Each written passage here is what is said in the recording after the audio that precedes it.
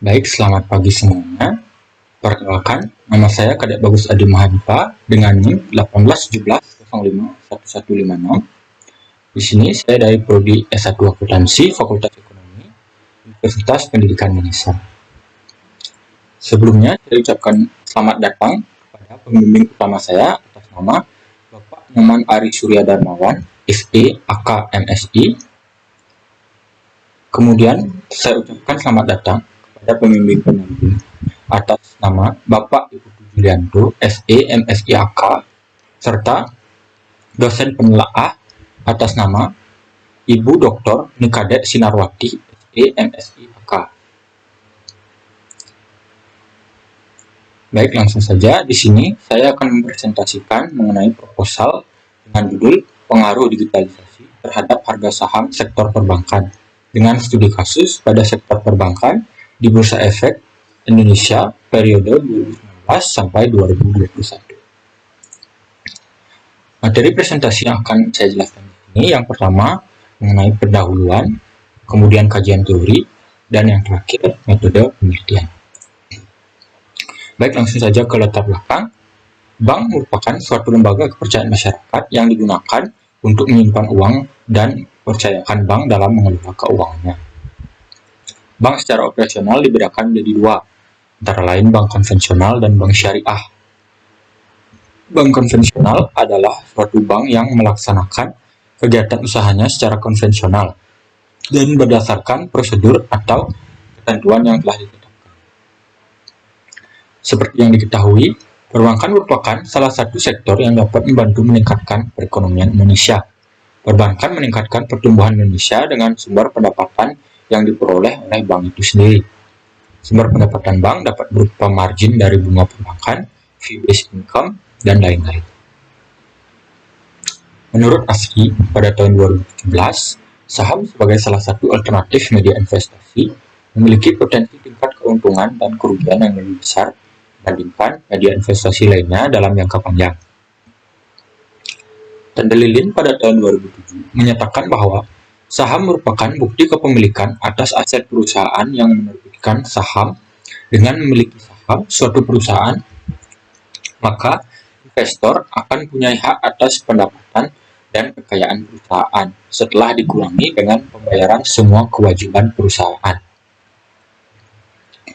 Harga saham yang digunakan dalam melakukan transaksi di pasar modal merupakan harga yang terbentuk dari mekanisme pasar, yaitu permintaan dan penawaran pasar. Dijelaskan oleh Yogianto pada tahun 2003. Harga saham juga didefinisikan sebagai harga atau nilai uang yang bersedia dikeluarkan untuk memperoleh atas suatu saham. Dijelaskan oleh Widiatmojo pada tahun 2000. Makin banyak orang yang ingin membeli, maka harga saham tersebut cenderung akan bergerak naik. Sebaliknya, makin banyak orang yang ingin menjual saham, maka saham tersebut akan bergerak turun. Dijelaskan oleh Rusdin pada tahun 2008. Faktor makro atau pasar yang dapat menyebabkan fluktuasi harga saham adalah tingkat inflasi dan suku bunga, kebijakan keuangan dan fiskal, situasi perekonomian, dan situasi bisnis internasional. Sedangkan faktor mikro perusahaan yang dapat menyebabkan fluktuasi harga saham adalah laba per lembar saham, rasio laba terhadap harga per lembar saham, tingkat bunga bebas berisiko yang diukur dari tingkat bunga deposito pemerintahan, dan tingkat kepastian operasi perusahaan. Dijelaskan oleh Sartono pada tahun 2001. Kondisi perekonomian yang saat ini tidak stabil dan berisiko tentunya akan memberikan dampak yang besar bagi perbankan. Apalagi semakin berkembangnya teknologi inilah yang memicu adanya perubahan bisnis akibat inovasi teknologi yang semakin berkembang pesat. Apabila di masa lalu inovasi teknologi hanya berpusat pada internal perbankan, akan tetapi saat ini terjadi perubahan drastis di mana inovasi teknologi sekarang telah merambah ke sisi nasabah atau konsumen. Pergeseran inilah yang memunculkan perusahaan keuangan yang berbasis teknologi atau yang lebih dikenal dengan istilah fintech atau financial technology. Aplikasi teknologi banyak digunakan pada finansial dan transaksi seperti pembayaran melalui smartphone, online banking, online shop, atau pembayaran otomatis melalui jaringan dalam bentuk lain. Hal ini didukung dengan Asosiasi Penyelenggaraan Jasa Internet Indonesia (APJI) memberikan hasil sesuai dari webkominfo.go.id pada tanggal 19 Februari pada tahun 2018. Total keseluruhan konsumen digital di Indonesia yakni 143,26 juta atau 54,68% dari total populasi Indonesia. Hal ini juga menjadi pendorong di balik semakin banyaknya pengusaha yang berinovasi di ranah transaksi online. Muncul dan beroperasinya perusahaan finansial teknologi ini mendistrupsi atau mengganggu perusahaan incumbent pada sektor perbankan yang cenderung tertinggal dalam mengembangkan maupun memanfaatkan teknologi secara maksimal. Finansial teknologi ini berpotensi membahayakan sistem perbankan dan layak dikatakan bahwa bank dapat terganggu sebagai akibat dari kehadirannya. Hal ini ditunjukkan dengan harga rendah dan daya ekspansi yang cepat. Jika bank tidak beradaptasi atau bertindak, maka akan digantikan oleh fintech. Nurhaida dalam CNBC Indonesia.com pada tahun 2019 memaparkan temuan studi Bank for International Settlement yang mengidentifikasi kemungkinan dari nasib perbankan dalam menghadapi kemajuan teknologi dan digital, seperti bank yang lebih baik akan muncul sebagai hasil dari transformasi yang memungkinkan mereka untuk memberikan layanan secara digital atau secara online. Nah, dikutip dari kontan.co.id pada tahun 2021, Andi Taufan selaku Ketua Bidang Humas AFPI mengatakan bahwa kehadiran fintech ini juga bisa berdampak menguntungkan bagi sektor perbankan, di mana bisa melengkapi dan melakukan kolaborasi dengan perbankan yang arahnya ke partnership. Misalnya untuk lending, fasilitas loan-nya dari perbankan, sedangkan fintech yang menyalurkan ke masyarakat atau dari credit scoring. Fintech membantu perbankan menyasar target yang lebih luas lagi.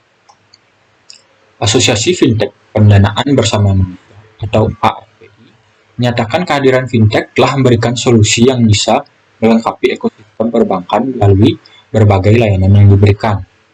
Kehadiran fintech sangat penting untuk memberikan akses keuangan bagi masyarakat unbanked dan underbanked, terutama pada saat pandemi COVID-19 saat ini, di mana masyarakat diimbau agar membatasi kegiatan di luar rumah untuk menjaga kesehatan. Sehingga dengan adanya finansial teknologi ini akan memudahkan masyarakat untuk melakukan transaksi secara online dengan adanya fintech ini.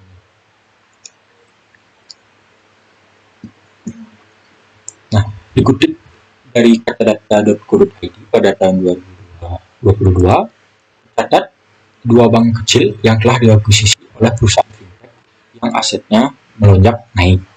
Yang pertama yaitu PT Bank Jago Tbk, yang dimana asetnya melonjak sebesar 464,8% pada tahun 2021 dibandingkan pada tahun sebelumnya. Demikian pula aset dari PT Bank Neo Commerce Tbk yang meningkat 49,16% pada tahun 2021 dibandingkan tahun sebelumnya. Kemudian ada juga bank kecil yang asetnya meningkat sebesar 10% pada tahun 2021 dibandingkan tahun sebelumnya, yaitu PT Bank Bisnis Internasional Tbk. Maraknya akuisisi perusahaan terhadap bank kecil ini bukan tanpa sebab. Nah, dari sisi perusahaan fintech, mengambil alih bank kecil ini dapat membantu meningkatkan kinerja dari platform digital yang telah mereka kembangkan. Sementara dari sisi bank, masuknya fintech dapat mempercepat proses digitalisasi internal bank. Juga dengan adanya investor baru yang masuk, maka dapat meningkatkan modal inti seperti yang diamanatkan oleh OJK dalam Peraturan OJK Nomor 12/POJK 03/2020 mengenai konsolidasi bank umum, di mana bank wajib memenuhi modal inti minimum 3 triliun paling lambat pada 31 Desember tahun 2022. Berikut merupakan aset dari bank-bank yang diakuisisi perusahaan fintech pada tahun 2021. Di sana bisa dilihat Bank Jago, di mana asetnya melonjak sebesar 12 triliun dari tahun sebelumnya.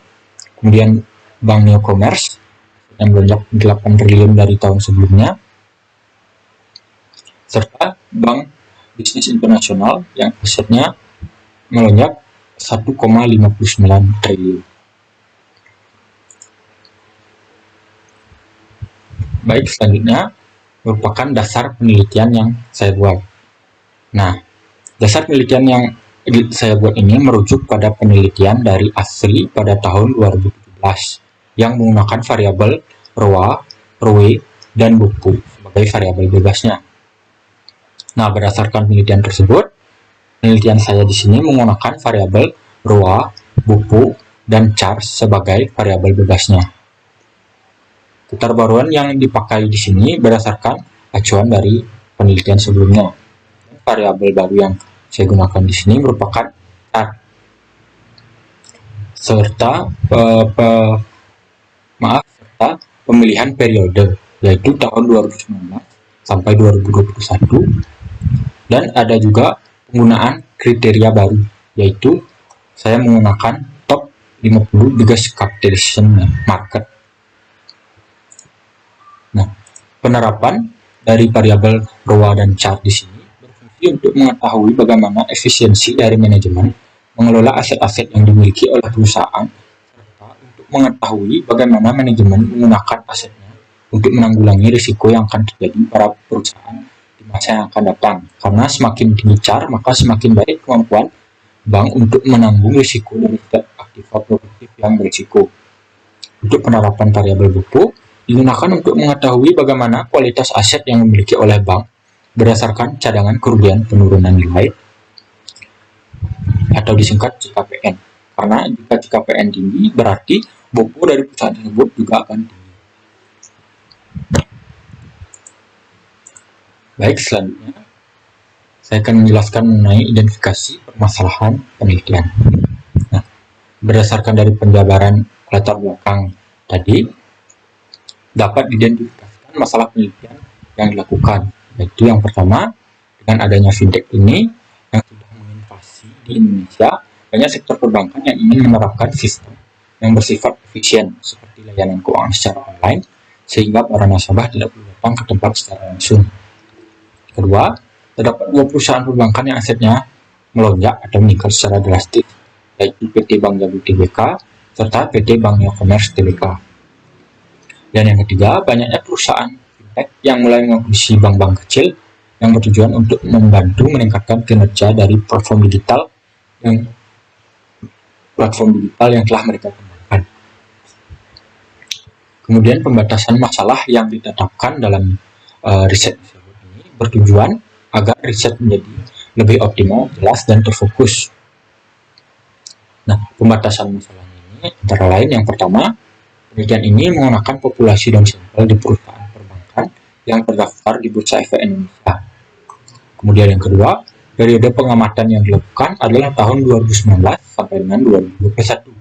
Karena pada periode tersebut, terdapat fenomena di mana banyak perusahaan fintech mulai mengakuisisi perusahaan perbankan, sehingga menyebabkan aset dari perusahaan bank tersebut melonjak naik. Dan yang ketiga, variabel yang dipakai pada penelitian ini adalah berdasarkan aspek profitabilitas, yaitu ROA, kemudian aspek likuiditas, yaitu BOPU, serta aspek permodalan, yaitu CHARS, untuk mengetahui harga saham sektor perbankan. Berdasarkan penjabaran yang saya jelaskan tadi, dapat ditetapkan beberapa pertanyaan yang bisa digunakan sebagai rumusan masalah, yaitu yang pertama, bagaimana pengaruh ROA terhadap harga saham di sektor perbankan. Yang kedua, bagaimana pengaruh BOPU terhadap harga saham sektor perbankan. Dan yang ketiga, bagaimana pengaruh CHARS terhadap harga saham di sektor perbankan. Dari penjabaran rumusan masalah tersebut, maka diketahui ini memiliki tujuan, yaitu untuk mengetahui bagaimana pengaruh ROA terhadap harga saham sektor perbankan. Yang kedua, untuk mengetahui bagaimana pengaruh BOPU terhadap harga saham sektor perbankan.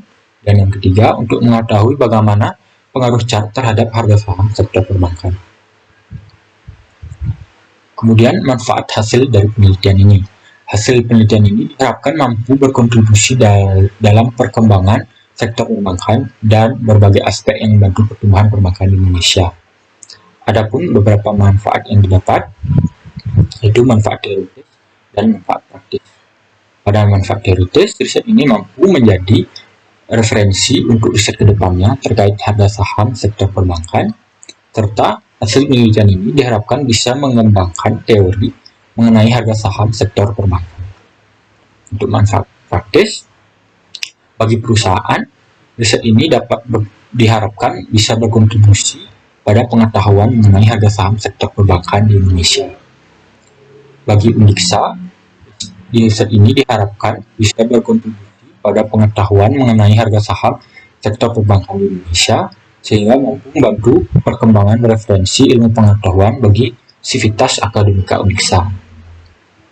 Serta manfaat praktik bagi investor, yaitu dengan adanya riset ini, diharapkan para investor dapat memperoleh pertimbangan mengenai keputusan bank mana yang akan ditanami investasi oleh para investor.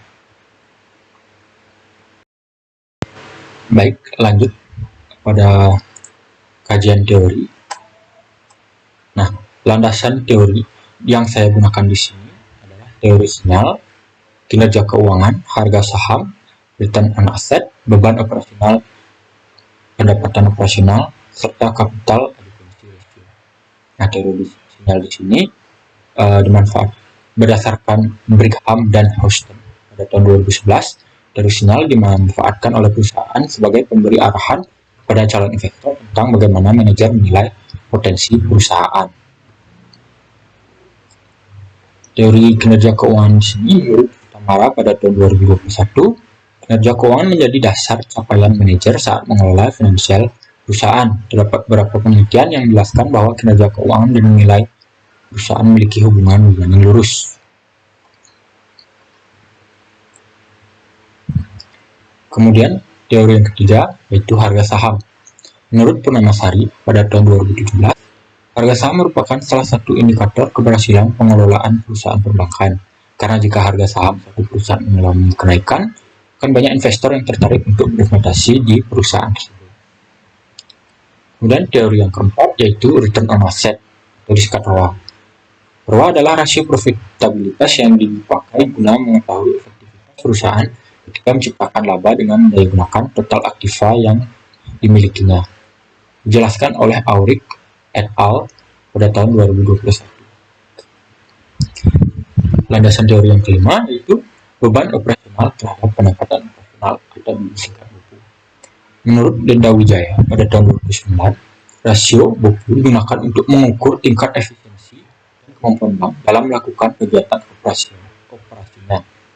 Maka dari itu, bank perlu mengetahui efektivitas penyaluran kredit.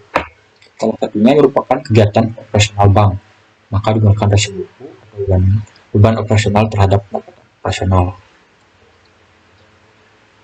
Dan landasan teori yang terakhir yaitu capital adequacy ratio atau disingkat CAR. Dalam penelitian Fordian pada tahun 2017 menyatakan capital adequacy ratio adalah suatu rasio yang menentukan sampai sejauh mana kemampuan permodalan suatu bank untuk mampu menyerap risiko kegagalan kredit yang mungkin terjadi, sehingga semakin tinggi angka rasio ini, maka menunjukkan bank tersebut semakin sehat. Begitu juga dengan sebaliknya. Baik, selanjutnya yaitu penelitian terdahulu yang saya gunakan sebagai referensi pada penelitian ini. Yang pertama, saya menggunakan penelitian dari Putri pada tahun 2021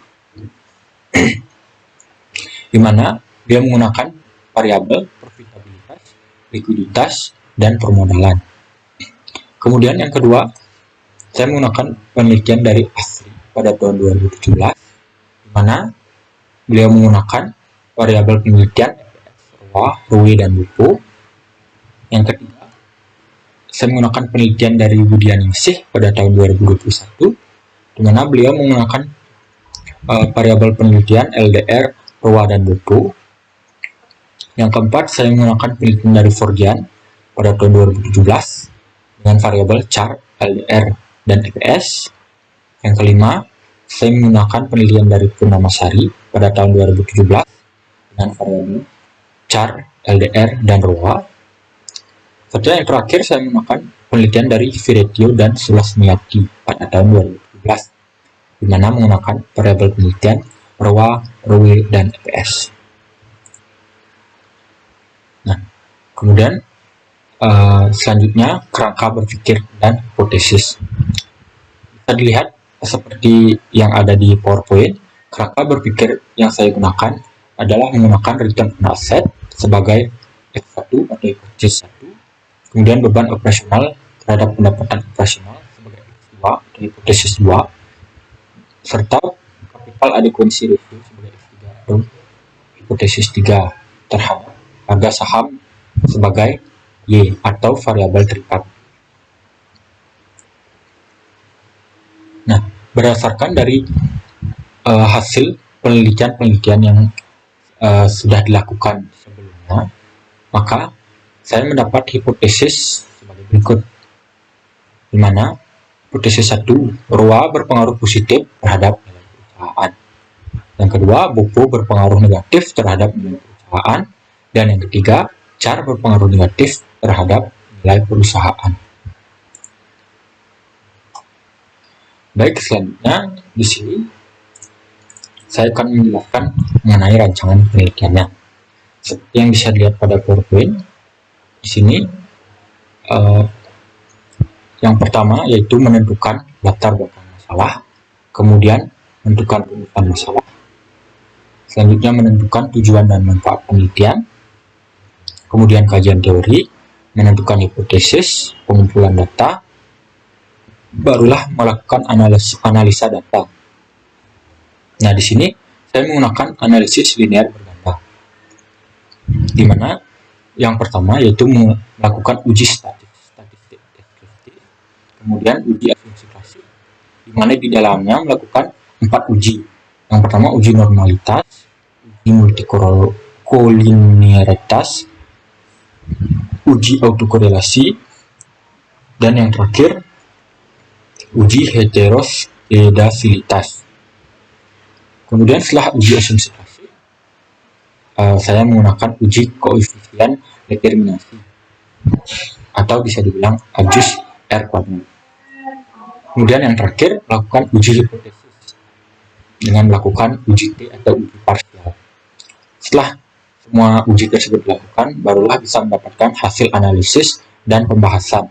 Kemudian yang terakhir adalah kesimpulan dan saran. Nah, baik, selanjutnya di sini untuk subjek penelitian pada penelitian saya ini, saya menggunakan perusahaan perbankan di Bursa Efek Indonesia pada tahun 2019 sampai 2021. Sedangkan objek yang digunakan dalam penelitian ini adalah ROA, BOPO, CHAR terhadap harga saham.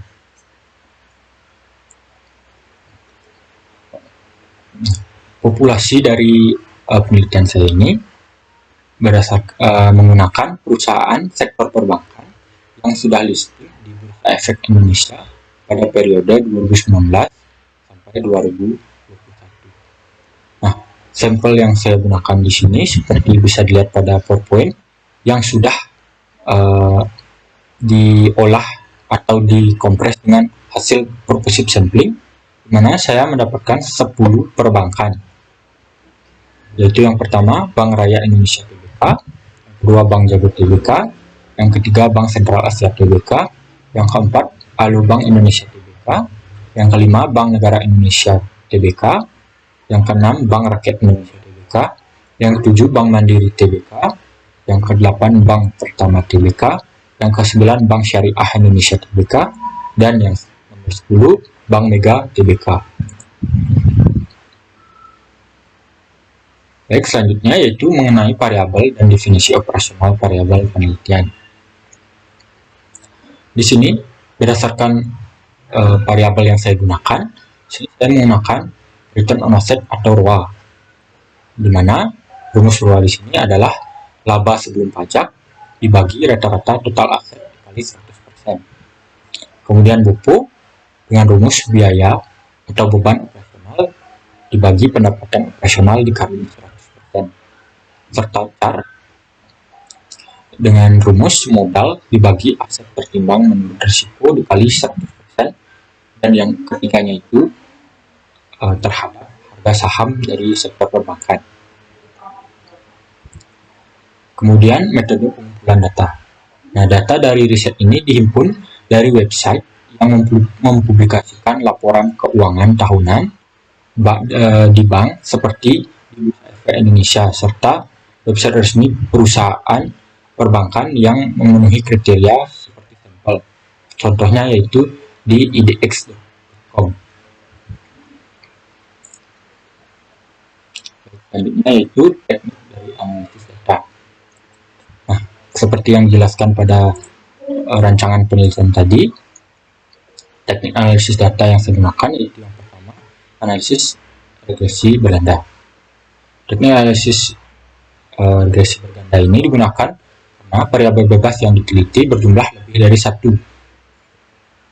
Nah, analisis ini digunakan untuk mengestimasi perubahan nominal variabel terikat karena adanya pengaruh dari besaran nominal variabel bebas. Kemudian, uji statistik deskriptif. Nah, uji statistik deskriptif ini merupakan teknik yang menggambarkan informasi perihal data yang akan diuji dan tidak sampai digunakan untuk membuktikan hipotesis. Menurut Ghazali tahun 2011, statistik deskriptif menjelaskan data yang dievaluasi dari nominal min, standar deviasi, maksimum, minimum, dan kemencengan distribusi. Kemudian yang ketiga yaitu uji asumsi klasik, di mana di dalamnya terdapat 4 uji lagi. Yang pertama, uji normalitas, yang dilakukan dengan tujuan untuk menguji apakah dalam model regresi variabel dependen dan independen memiliki distribusi normal. Kemudian ada uji multikolinearitas, yang merupakan kondisi di mana yang mengindikasikan terhadap korelasi yang kuat pada 2 ataupun lebih variabel bebas model regresi berganda. Kemudian terdapat uji autokorelasi. Nah, uji autokorelasi ini berupaya mendeteksi apakah dalam model regresi linear ada korelasi antara kesalahan pengganggu pada kurun waktu T dengan kesalahan pengganggu pada kurun waktu min 1. Kemudian yang keempat ada uji heteroskedastisitas. Ujian ini bertujuan untuk mendeteksi adanya perbedaan varian dari residual satu analisis ke analisis lain dalam suatu regresi. Setelah melakukan keempat uji tersebut, barulah lanjut kepada uji koefisien determinasi. Koefisien determinasi pada analisis regresi linear berganda ini dilakukan untuk dapat mendeteksi tingkat dari pengaruh variabel bebas secara bersamaan pada variabel terikat. Nah, setelah melakukan semua uji tersebut, barulah melakukan uji hipotesis dengan uji parsial atau uji T. Uji T ini digunakan sebagai upaya mendeteksi pengaruh parsial variabel bebas riset terhadap variabel terikat. Nilai signifikan di bawah angka 0,05, maka variabel bebas secara parsial berpengaruh secara signifikan terhadap variabel terikat, dan begitu pula sebaliknya. Baik, sekian merupakan presentasi saya mengenai proposal yang sudah saya buat dengan judul Pengaruh Digitalisasi Terhadap Harga Saham Sektor Perbankan pada studi kasus sektor perbankan di Bursa Efek Indonesia periode 2019 sampai 2021. Sekian presentasi dari saya dan saya ucapkan terima kasih.